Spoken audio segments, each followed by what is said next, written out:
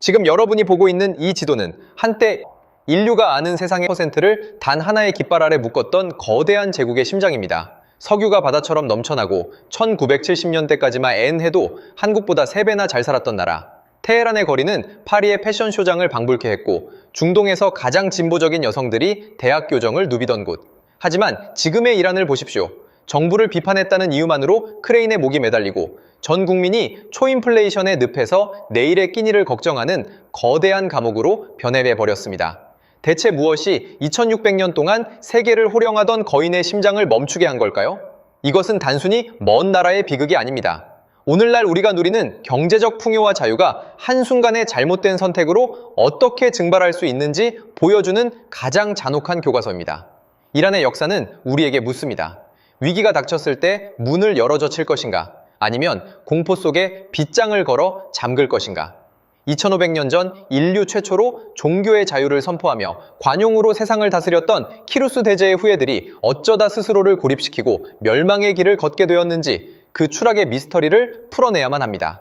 상상해 보십시오. 축구장 수백 개를 덮을 만큼 거대한 금덩어리를 쌓아두고도 그 문을 여는 열쇠를 잃어버려 굶어 죽어가는 부자의 모습을. 지금의 이란이 바로 그 형국입니다. 지하에는 전 세계가 탐내는 검은 황금, 석유가 강물처럼 흐르지만 그 기름은 국민의 배를 채우는 대신 체제를 유지하는 사슬이 되었습니다. 한때 동서양을 잇는 실크로드의 주인공으로서 모든 문명과 불을 빨아들였던 이들이 왜 이제는 세계 경제라는 거대한 톱니바퀴에서 떨어져 나간 녹슨 부품 취급을 받게 된 걸까요?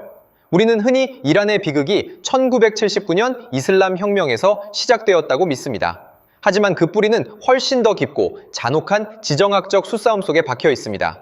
강대국들의 탐욕이 어떻게 한 국가의 자존심을 짓밟았는지, 그리고 그 상처가 어떻게 반서방이라는 괴물을 키워냈는지 알아야 합니다. 이 서사는 오늘날 미중 갈등과 우크라이나 전쟁이라는 혼돈 속에 살고 있는 우리에게 소름 끼치는 기시감을 선사할 것입니다. 자, 이제 시간을 거슬러 올라가 보겠습니다.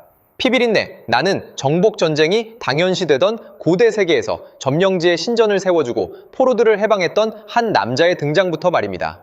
인류 역사상 가장 찬란했던 관용의 제국이 어떻게 탄생했고 그 관용의 에너지가 사라진 자리에 어떻게 폐쇄와 공포의 독버섯이 피어났는지 서사를 시작합니다. 인류 역사의 시계바늘을 기원전 6세기로 돌려보겠습니다. 당시 중동은 피와 비명이 끊이지 않는 거대한 도살장과 같았습니다. 정복자들은 패배한 민족의 눈을 뽑고 피부를 벗겨 성벽에 걸어두는 것을 승리의 훈장으로 여겼죠. 공포가 곧 통치였던 시절이었습니다. 그런데 이 잔혹한 문명의 공식에 균열을 내며 등장한 한 남자가 있습니다. 바로 페르시아의 건국자 키루스 대제입니다. 그는 원래 오늘날 이란 남서부의 작은 부족 국가에 불과했던 안샨의 왕이었습니다. 하지만 그가 말을 달리기 시작하자 세상의 판도가 바뀌었습니다. 거대 제국 메디아를 삼키고 전설적인 부를 자랑하던 리디아를 굴복시켰으며 난공불락의 요새 바빌론마저 함락시켰죠.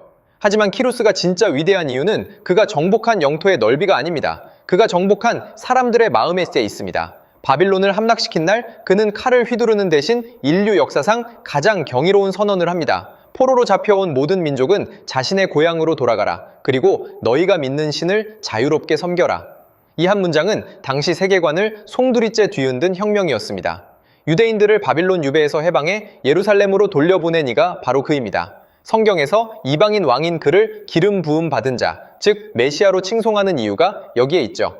그는 인류 최초의 인권 선언문이라 불리는 키루스 실린더를 남겼습니다. 점령지의 문화를 존중하고 강제 노역을 금지한다는 내용이 담긴 이 진흙 원통은 오늘날 UN 본부에 복제본이 전시될 만큼 인류 문명의 위대한 유산으로 평가받습니다. 키루스는 깨달았던 겁니다. 칼로 세운 제국은 칼로 망하지만 관용으로 세운 제국은 영원할 수 있다는 사실을 말이죠. 키루스의 뒤를 이은 다리우스 대제 시대에 이르러 페르시아는 인류 역사상 전무후무한 초강대국의 지위에 오릅니다. 당시 제국의 영토는 동쪽의 인도, 인더스강부터 서쪽의 유럽 발칸반도, 남쪽의 아프리카 이집트까지 뻗어 있었습니다. 전 세계 인구의 무려 44%가 페르시아의 깃발 아래 살았습니다. 오늘날로 치면 약 35억 명의 인구가 단 한 명의 통치자 아래 놓인 것과 같은 압도적인 규모입니다. 이 거대한 제국을 유지하기 위해 다리우스는 현대 국가 시스템의 시초라 할 수 있는 파격적인 인프라를 구축합니다. 그 정점이 바로 왕의 길입니다. 수사에서 사르디스까지 이어지는 약 2,500km의 도로망. 지금으로 치면 서울에서 도쿄를 왕복하고도 남는 이 길을 따라 파출소와 역참이 촘촘하게 배치되었습니다. 왕의 명령을 전달하는 전령들은 밤낮을 가리지 않고 말을 달렸고 제국 끝에서 끝까지 소식이 전달되는데 단 일주일밖에 걸리지 않았습니다. 당시로서는 광섬유 케이블급의 혁명적인 통신망이었던 셈입니다. 제국의 수도 페르세폴리스는 그 화려함의 극치였습니다. 전 세계에서 몰려든 장인들이 세운 거대한 속초 기둥들은 롯데 월드타워와 같은 현대의 고층 빌딩이 주는 압도감을 당시 사람들에게 선사했습니다. 매년 새해가 되면 30개가 넘는 속국의 사절단이 각 지역의 특산품과 보물을 들고 이곳에 찾았습니다. 에티오피아의 상아, 인도의 보석, 그리스의 포도주가 이 도시로 흘러들었습니다. 당시 페르시아의 국고에 쌓인 금의 양을 시각화해 볼까요? 기록에 따르면 알렉산더 대왕이 페르시아를 함락시킨 후 가져간 전리품을 운반하는 데만 낙타 2만 마리와 나귀 5만 마리가 동원되었습니다. 만약 이 금을 오늘날의 가치로 환산해 쌓아 올린다면 아마 강남의 빌딩 숲조차 초라해 보일 만큼 거대한 황금의 산이 만들어졌을 겁니다. 하지만 이 찬란한 영광 뒤에 불행의 씨앗이 자라고 있었습니다. 제국이 너무 커진 나머지 통치자들은 자신들이 신과 같은 존재라는 착각에 빠지기 시작합니다. 다리우스 대제의 아들 크세르크세스는 아버지의 못다 이룬 꿈, 즉 그리스 정복을 위해 사상 유례없는 대군을 몰고 바다를 건넜습니다. 역사학자 헤로도토스의 기록에 따르면 그 군대는 무려 200만 명에 달했다고 합니다. 축구장 수백 개를 꽉 채우고도 남을 인류 역사상 최대 규모의 원정군이었죠. 그러나 결과는 우리가 잘 아는 대로입니다. 살라미스해전의 패배와 테르모필레에서의 지체, 거대한 덩치 때문에 오히려 민첩함을 잃어버린 페르시아 군대는 작은 도시 국가들의 연합군에 무너졌습니다. 승리에 취해 관용 대신 오만을 선택한 순간 제국에 균열이 가기 시작한 겁니다. 속국들은 하나둘 반기를 들었고 내부에서는 권력을 향한 암투와 암살이 꼬리에 꼬리를 물었습니다. 결국 혜성처럼 등장한 마케도니아의 청년 영웅 알렉산더에 의해 아케메네스 페르시아는 200년의 짧고도 강렬한 역사를 뒤로하고 불길 속으로 사라집니다. 페르세폴리스의 찬란한 궁전들이 잿더미가 되던 날, 이란인들의 가슴 속에는 지워지지 않는 거대한 흉터가 새겨졌습니다. 세계의 중심이었던 우리가 왜 무너졌는가라는 근원적인 열등감과 복수심, 그리고 외세에 대한 극도의 경계심이 이때부터 싹트기 시작한 겁니다. 하지만 이것은 끝이 아니었습니다. 이란의 역사는 잡초처럼 끈질겼습니다. 한 번 무너진 제국은 다시 일어섰고 그들은 자신들만의 독특한 색깔을 찾기 위해 또 다른 위험한 도박을 준비하게 됩니다. 알렉산더가 휩쓸고 간 잿더미 위에서 페르시아는 영영 사라진 듯 보였습니다. 하지만 이란인들의 저력은 마치 거대한 화산과 같았습니다. 겉으로는 식은 듯 보였지만 지표면 아래에서는 다시 분출할 뜨거운 마그마가 끓고 있었죠. 기원전 2세기 파르티아를 거쳐 서기 3세기 드디어 사산왕조 페르시아라는 이름으로 두 번째 황금 시대가 개막합니다. 이때의 페르시아는 고대 아케메네스의 영광을 재현하는 수준을 넘어 당대 최강대국이었던 로마 제국과 세계의 패권을 놓고 수백 년간 헤비급 타이틀 매치를 벌였습니다. 상상해 보십시오. 지중해를 호수처럼 부리던 거대 로마가 유독 동쪽으로만 오면 작아졌던 이유, 바로 사산왕조의 철갑기병 카타프락토이 때문이었습니다. 말과 기사 모두를 촘촘한 쇠사슬 갑옷으로 감싼 이 무적의 군단은 오늘날의 주력 전차와 같았습니다. 서기 260년 에데사 전투에서 사산왕조의 샤프로 1세는 로마 황제 갈레리아누스를 생포하는 전대미문의 사건을 일으킵니다. 세계 정복자라 자부하던 로마 황제가 페르시아 왕이 말에 오를 때 딛고 올라서는 발판 신세가 된 것이죠. 로마의 자존심이 페르시아의 말발굽발에 완전히 짓밟힌 순간이었습니다. 하지만 영원한 강자는 없었습니다. 로마와의 400년 전쟁은 양쪽 모두의 골수를 깎아먹었습니다. 국고는 바닥났고 전열병이 창궐했으며 지배층은 끝없는 권력 암투에 눈이 멀었습니다. 제국의 엔진이 과열되어 멈추기 직전 전혀 예상치 못한 곳에서 거대한 모래폭풍이 불어옵니다. 아라비아 사막 한가운데서 솟아오른 이슬람이라는 새로운 파도였습니다. 7세기 중반 굶주림과 신념으로 무장한 아랍 군대는 쇠락한 사산왕조를 향해 돌진했습니다. 636년 카디시아 전투, 페르시아가 자랑하던 거대한 전투 코끼리 부대는 아랍 기병대의 변칙적인 전술 앞에 무너졌습니다. 불과 15년 만에 1000년 넘게 꺼지지 않았던 조로아스터교의 성화는 차례로 꺼졌고 찬란했던 제국은 역사 속으로 사라졌습니다. 이것은 단순한 왕조의 교체가 아니었습니다. 이란인들에게는 문명인이 사막의 유목민에게 정복당했다는 씻을 수 없는 영혼의 상처가 되었습니다. 이슬람 지배 아래에서 이란인들은 교묘한 생존 전략을 택합니다. 종교는 이슬람으로 개종하되 자신들의 언어인 페르시아어와 문화만큼은 끝까지 지켜냈습니다. 당시 아랍 지배층은 비아랍계 무슬림들을 마왈리라 부르며 2등 시민 취급을 했습니다. 세금을 더 걷고 관직 진출을 막았죠. 이때 이란인들의 가슴속에 독한 결기가 생깁니다. 우리는 너희와 같은 종교를 믿지만 결코 너희와 같아지지는 않겠다. 이 결기는 훗날 시아파라는 독특한 선택으로 이어집니다. 이슬람 세계의 90%가 주류인 수니파를 따를 때 이란은 소수파이자 저항의 상징인 시아파를 자신의 정체성으로 삼았습니다. 특히 16세기 사파비 왕조의 이스마일 1세는 이란을 통일하며 시아파를 국교로 선포합니다. 이것은 치밀한 정치적 계산이었습니다. 당시 서쪽에는 수니파의 맹주 오스만 제국이 버티고 있었고 동쪽엔 우즈베크족이 압박하고 있었습니다. 거대 제국들 사이에서 이란이 살아남으려면 주변 국가는 완전히 차별화된 강력한 정신적 무기가 필요했던 겁니다. 이스마일 1세는 선언했습니다. 오늘부터 우리는 알리의 후예이자 선택받은 소수다. 이 선택으로 이란은 이슬람 세계 속에 외로운 섬이 되었습니다. 시아파라는 깃발은 내부적으로는 이란인들을 하나로 모으는 강력한 접착제가 되었지만 외부적으로는 사우디아라비아를 비롯한 주변 수니파 국가들과의 끊이지 않는 유혈 충돌의 씨앗이 되었습니다. 마치 오늘날 북한이 자신들만의 독특한 체제를 고집하며 고립을 자초하면서도 내부 통제력을 높이는 것과 흡사한 구조입니다. 이때부터 이란에는 울라마라 불리는 종교, 지도자 계층이 단순한 성직자를 넘어 정치와 경제 전반을 장악하는 특수한 구조가 정착됩니다. 신의 대리인만이 이 고립된 섬을 이끌 수 있다는 믿음이 대중의 무의식에 뿌리내린 것이죠. 완용으로 세상을 품었던 과거의 유연함은 사라지고 살아남기 위해 나를 세운 폐쇄적인 자존심이 그 자리를 채웠습니다. 하지만 이란인들이 세운 이 견고한 정체성의 성벽은 머지않아 바다 건너에서 들려오는 증기기관의 굉음과 강대국들의 탐욕스러운 포효 앞에 다시 한번 처참하게 무너지기 시작합니다. 그 시련은 고대 제국의 몰락보다 훨씬 더 비참하고 잔혹했습니다. 20세기 초 척박한 이란의 사막 아래서 인류의 운명을 바꿀 검은 악마의 피가 솟구치기 시작합니다. 1908년 마스지드 술레이만에서 석유가 터져나온 순간 이란은 더 이상 고립된 사막의 나라가 아니었습니다. 전 세계 제국들이 입을 벌리고 달려드는 거대한 먹잇감이 된 것이죠. 하지만 이 석유는 이란인들에게 축복이 아닌 저주였습니다. 영국은 앵글로 이러니안 석유 회사를 세워 이란의 기름을 사실상 통째로 강탈해갔습니다. 당시 계약 조건은 참혹했습니다. 이란 땅에서 난 기름으로 영국이 막대한 부를 쌓는 동안 정작 이란에 돌아온 수익은 쥐꼬리만한 수준이었습니다. 영국의 해군 함정들이 페르시아의 석유로 전 세계 바다를 누빌 때 이란의 노동자들은 가축보다 못한 대우를 받으며 진흙바닥에서 잠을 자야 했습니다. 축구장 100개를 채울 석유를 팔아도 이란인들의 손에 쥐어지는 건 사탕 몇 알뿐인 불평등한 현실. 이것이 이란인들이 마주한 근대화의 첫 얼굴이었습니다. 참다 못한 이란인들의 분노를 하나로 모은 인물이 등장합니다. 바로 1951년 총리에 오른 무함마드 모사데크입니다. 그는 서구식 교육을 받은 지식인이자 외세에 간섭 없는 자립국가를 꿈꿨던 민족주의자였습니다. 그는 집권하자마자 전 세계를 경악게 하는 결단을 내립니다. 우리의 석유를 우리 국민에게 돌려주겠다. 바로 석유 국유화 선언이었습니다. 모사데크는 이란인들에게 단순한 정치인이 아니라 억눌린 자존심을 세워준 성자와 같았습니다. 그는 서방의 압박에도 굴하지 않고 당당히 맞섰습니다.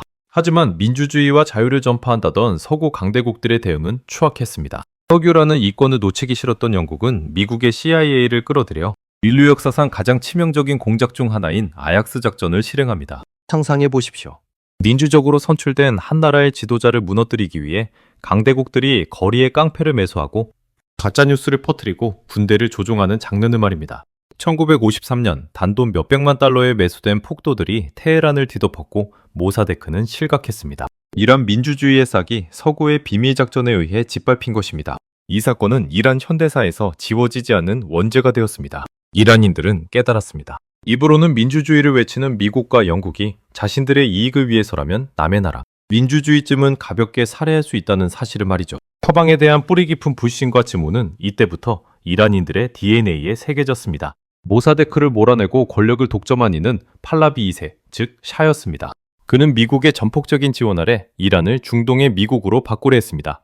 미니스커트가 유행하고 할리우드 영화가 상영되며 이란은 겉보기에 눈부신 황금기를 맞이했습니다. 1970년대 이란의 GDP는 한국의 3배에 달했고 테헤란은 중동의 파리라 불릴 만큼 화려했습니다. 그러나 그 화려한 네온사인 뒤에는 시퍼런 칼날이 숨겨져 있었습니다. 파의 비밀경찰 사바크는 정권을 비판하는 이들을 지도 새도 모르게 잡아다 고문하고 처형했습니다. 석유로 멀어들인 천문학적인 돈은 왕실의 호화 파티와 무기 구입에 쏟아부어졌고 도시의 화려함 뒤편에 남겨진 농민과 서민들의 삶은 썩어 들어갔습니다. 국민의 60%가 문맹이고 빈곤에 허덕이는데 왕실은 금으로 도배된 식탁에서 캐비아를 먹는 현실.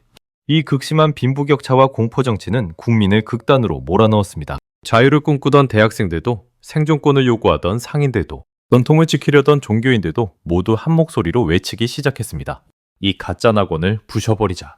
이 혼돈의 틈을 타고 한 노인이 등장합니다.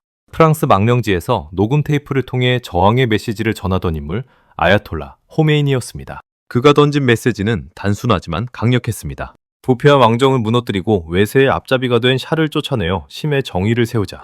배신당한 민주주의와 짓밟힌 자존심, 그리고 배고픔이 뒤섞인 분노는 결국 거대한 폭발을 일으킵니다. 1979년 전 세계를 뒤흔든 이슬람 혁명의 시작이었습니다. 하지만 이란인들은 당시엔 꿈에도 몰랐을 겁니다. 왕이라는 이름의 독재자를 몰아낸 자리에 신의 대리인이라는 이름의 더 견고하고 무서운 독재자가 들어서게 될 줄은 말입니다. 1979년 2월 1일 프랑스발 보잉 747기가 테헤란 공항에 착륙하던 그 순간을 전 세계는 숨을 죽이고 지켜봤습니다. 비행기 트랩을 내려오는 검은 망토의 노인 아야톨라 호메이니. 그가 발을 내디딘 땅은 열광적인 함성으로 진동했습니다. 사람들은 그가 억압받던 이란에 진정한 자유와 정의를 가져다줄 메시아라고 믿어 의심치 않았습니다. 하지만 비행기 안에서 소감을 묻는 기자의 질문에 호메이니가 던진 대답은 단 한마디, 아무 감정도 없다였습니다. 그 차가운 무심함은 앞으로 이란이 맞이할 서늘한 미래를 암시하는 복선과도 같았습니다.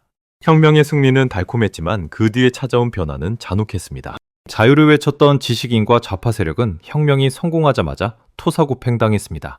대학은 문을 닫았고 교수들은 쫓겨났으며 미니스커트를 입던 여성들의 머리 위로는 검은 히잡이 강제로 씌워졌습니다. 이슬람적이지 않은 모든 것은 청산의 대상이 되었습니다. 서구식 자유주의는 서구에 중독된 병으로 규정되었고 이란은 거대한 종교적 수도원이 되어갔습니다.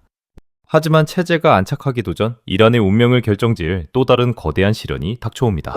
1980년 이웃나라 이라크의 사담 후세인이 이란의 혼란을 틈타 국경을 넘어온 것입니다. 무려 8년간 이어진 이란-이라크 전쟁은 인류 역사상 가장 처참한 소모전 중 하나였습니다. 당시 이란의 상황을 시각화해볼까요?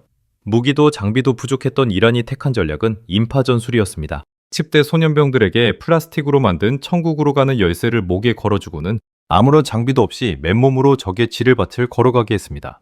축구장 수백 개를 가득 채울 만큼 수많은 아이들이 그 지뢰밭에서 꽃도 피우지 못한 채 쓰러져 갔습니다. 이 전쟁에서만 양국 합쳐 100만 명에 가까운 사상자가 발생했습니다. 아이러니하게도 이 참혹한 전쟁은 호메이니 체제를 더욱 공고하게 만드는 불쏘시개가 되었습니다. 외부의 적이라는 명분 아래 내부의 모든 불만은 잠재워졌고 이 과정에서 국가의 운명을 좌우할 괴물 같은 조직이 탄생합니다. 바로 이슬람 혁명 수비대입니다. 처음엔 단순히 혁명을 수호하기 위한 민병대 수준이었던 이들은 전쟁을 거치며 정규군보다 더 강력한 무력과 조직력을 갖춘 국가 안의 국가로 성장했습니다. 전쟁이 끝난 후 이들의 손길은 총칼을 넘어 경제라는 거대한 먹잇감을 향했습니다. 국가 재건 사업이라는 명목 아래 건설, 통신, 석유, 금융 등 이란의 돈줄이 되는 모든 산업에 문어발식 빨대를 꽂았습니다. 상상해 보십시오. 여러분이 이란에서 주유를 하거나 전화를 쓰거나 아파트를 사기 위해 은행 대출을 받을 때마다 그 수익의 절반 이상이 군부 조직의 주머니로 들어가는 구조로 말입니다. 현재 혁명 수비대는 이란 전체 경제의 40%에서 최대 60%까지 장악하고 있는 것으로 추정됩니다. 조가라는 거대한 몸통보다 더 비대해진 기생수가 몸통을 지배하고 있는 셈입니다. 이들의 지배는 경제에만 머무지 않았습니다. 2026년 현재 이란의 상황은 더욱 극단으로 치닫고 있습니다. 오랜 시간 이란을 철권 통치했던 최고 지도자 하메네이가 사망한 이후 이란은 변화가 아닌 더 견고한 폐쇄를 선택했습니다. 혁명 수비대의 비호 아래 그의 아들 모즈타바가 권력을 승계하며 왕정을 무너뜨렸던 혁명의 나라가 사실상의 종교 왕조로 변질된 것입니다. 민주주의의 탈을 쓴 투표는 이제 혁명 수비대가 걸러낸 후보들만의 리그가 되었고 국민의 선택권은 휴지 조각이 되었습니다. 이제 이란의 거리는 공포와 불신이 지배합니다. 도덕경찰이 여성들의 복장을 감시하고 SNS는 철저히 차단되며 외부 세계와의 연결고리는 하나둘 끊겨가고 있습니다. 세계 4위의 석유 매장량을 가진 나라에서 국민들은 물가 상승률 50%라는 살인적인 인플레이션에 허덕이며 쓰레기통을 뒤집니다. 석유 판돈이 국민의 복지가 아닌 혁명 수비대의 해외 공작금과 핵무기 개발 비용으로 먼저 빠져나가기 때문입니다. 그럼에도 이란의 젊은이들은 멈추지 않습니다. 2022년 마사아미니 사건으로 촉발된 시일부터 2025년의 대규모 반정부 항쟁까지 그들은 여성, 생명, 자유를 외치며 거리로 나옵니다. 총탄에 맞서 맨몸으로 버티는 그들의 저항은 2600년 전 관용의 제국을 세웠던 페르시아의 자존심이 아직 죽지 않았음을 증명하는 마지막 불꽃입니다. 한때 전 세계 문명을 빨아들이던 거대한 깔때기였던 이란은 이제 지도자들의 탐욕과 종교적 광기라는 빗장에 걸려 스스로 고립된 섬이 되어 침몰하고 있습니다. 2600년이라는 거대한 시간의 흐름을 되짚어보며 우리는 한 가지 잔인한 진실을 목격했습니다. 인류 최초의 인권 선언문을 썼던 관용의 제국이 어떻게 전 세계에서 가장 폐쇄적인 신권 국가로 추락했는지를 말입니다. 페르시아의 역사는 우리에게 명확한 경고를 던집니다. 국가의 생명력은 영토의 넓이나 석유의 양이 아니라 세상을 향해 얼마나 문을 열어두느냐에 달려있다는 사실입니다. 키루스 대제가 30여 개 민족의 다양성을 포용했을 때 페르시아는 세계의 중심이었습니다. 하지만 외세의 침략과 배신이라는 트라우마에 갇혀 스스로 빗장을 걸어잠그고 종교라는 이름으로 국민의 자유를 억압하기 시작한 순간 제국은 서서히 안에서부터 썩어 들어갔습니다. 2026년 오늘날 이란이 마주한 비극은 단순히 특정 지도자의 잘못이 아닙니다. 과거의 영광에 취해 미래를 향한 개방을 거부하고 공포를 통치의 수단으로 삼은 선택들이 쌓여 만들어진 필연적인 결과입니다. 오늘 우리가 다룬 이 서사를 한 줄의 통찰로 정리하자면 이렇습니다. 관용은 제국을 세우지만 폐쇄는 감옥을 만든다. 이것은 비단 이란만의 이야기가 아닙니다. 급변하는 지정학적 위기 속에서 우리 역시 언제든 우리만의 성벽을 쌓고 고립을 자초할 수 있기 때문입니다. 마지막으로 이란이 걸어온 격동의 타임라인을 되새겨보겠습니다. 기원전 539년 키루스 대제가 바빌론을 해방하며 관용의 제국을 세웠습니다. 16세기 사파비 왕조는 생존을 위해 시아파라는 독특한 정체성의 성벽을 쌓았습니다. 1953년 서구의 개입으로 민주주의의 싹이 잘려나갔고 이는 반서방 정서의 기원이 되었습니다. 1979년 왕정을 무너뜨린 혁명은 역설적이게도 더 강력한 신권 독재 체제를 탄생시켰습니다. 그리고 2026년 현재 이란은 혁명 수비대의 통제 아래 세습과 고립이라는 절벽 끝에 서 있습니다. 역사를 배우는 이유는 단순히 과거를 기억하기 위해서가 아닙니다. 오늘날 우리가 내리는 선택이 100년 후 어떤 역사가 될지 예측하기 위해서입니다. 이란의 눈물을 통해 우리가 누리는 자유와 개방의 가치를 다시 한번 되새겨야 할 때입니다. 거대한 서사의 흐름 속에서 길을 잃지 않고 세상을 보는 날카로운 통찰력을 계속해서 기르고 싶다면 지금 이 채널을 구독하십시오. 우리가 역사를 잇는 순간 역사는 가장 잔혹한 방식으로 우리에게 되풀이될 것입니다. 다음 시간에는 더 깊고 압도적인 지정학적 미스터리로 돌아오겠습니다.